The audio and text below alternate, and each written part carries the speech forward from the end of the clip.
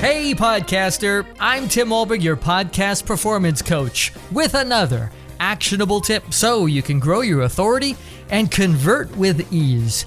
Today's tip is all about how to change the name of your podcast. Did you notice? I changed the name of my show. Not a total rebrand, just a slight name change.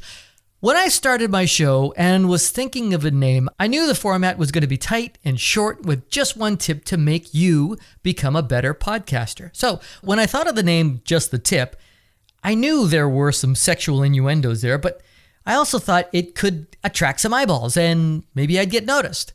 Plus, it was on brand for me. I like to have fun. I'm a jokey kind of guy and sometimes a little immature. Well, that was 5 years ago. And it wasn't until just a few months ago, someone reached out to me and asked if I was aware of the connection between this phrase and rape culture.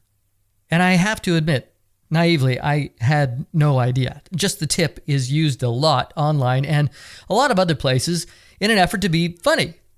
In this new light, I don't think it's funny anymore. And it can be offensive and insensitive, especially to women. So it's time I lose it. I'm changing the name of my show from Just the Tip to Just One Tip. But don't worry, I'm not changing the theme music. You guys don't have to learn a new dance. I get regular comments on how people love to dance to my theme song, so you can still do that. But this is a good reason for me to change the name of my show. It's who I am, and it's what I believe. There are a couple of other reasons to change your name. You might be doing a total rebrand of your show. You might be changing the name of your business. Or maybe it's just a pivot and you've discovered a way to niche down and narrow your audience even more and you want your brand to reflect that. Changing the name of your show can make you more findable, more searchable. In most cases, it's better to be clear than to be clever when it comes to naming your show. If you're thinking about doing it, do your research. Spend some time picking that new name. It's not something you should do lightly.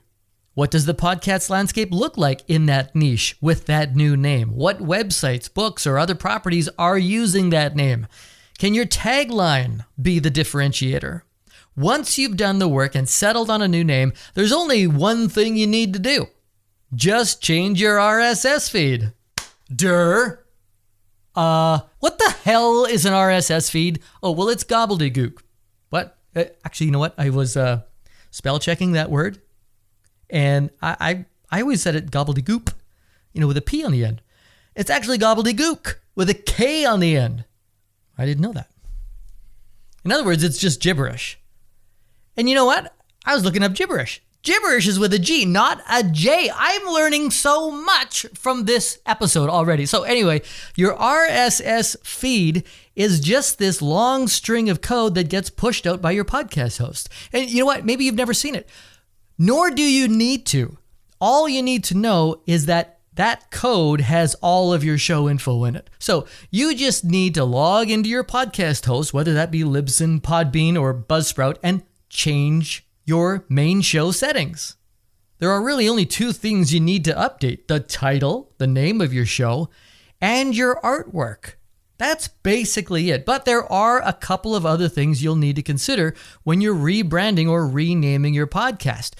Don't keyword stuff. Don't be adding keywords into fields that they don't belong, or you'll get kicked off of Apple Podcasts. It happened to me a few years ago. Listen to episode 68 for the deets. When it comes to your artwork, make sure to change the file name of your artwork.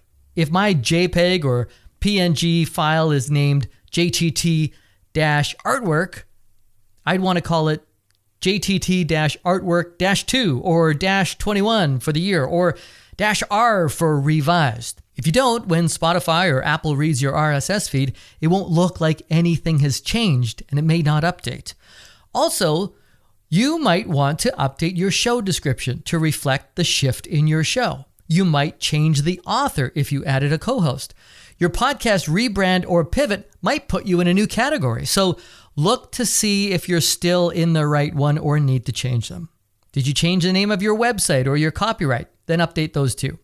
Changing these show settings within your podcast host will automatically change the code in your RSS feed. It will not change the RSS feed address or URL. You don't need to change that actual feed address, and you don't want to. Some hosts call it a slug. Libsyn's, for example, looks like your show name .libsyn.com/RSS. Leave it alone. Just change the show settings I talked about. Title, artwork, description, author, and categories. And you're good to go. Give it at least 24 hours for these changes to take effect.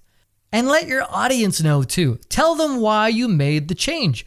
You might weed out some people you're not serving anymore, while at the same time making others recommit to your show because you're now even more in line with what they want. Changing the name or rebranding your podcast is not a big to-do. Just make sure you have a good reason to do it. And I hope that's just one tip you know what? It just doesn't work. I'm keeping the old one. Again, from the top. And I hope that's just the tip you need. Is your podcast still working for your business? You might need a podcast tune-up. It could look like a rebrand, or maybe it's just a podcast pivot. Let's tweak it out together. You'd be surprised at what you'll get out of a free 15-minute coaching call with me. Just you and me talking about your show. For some, it's all they need.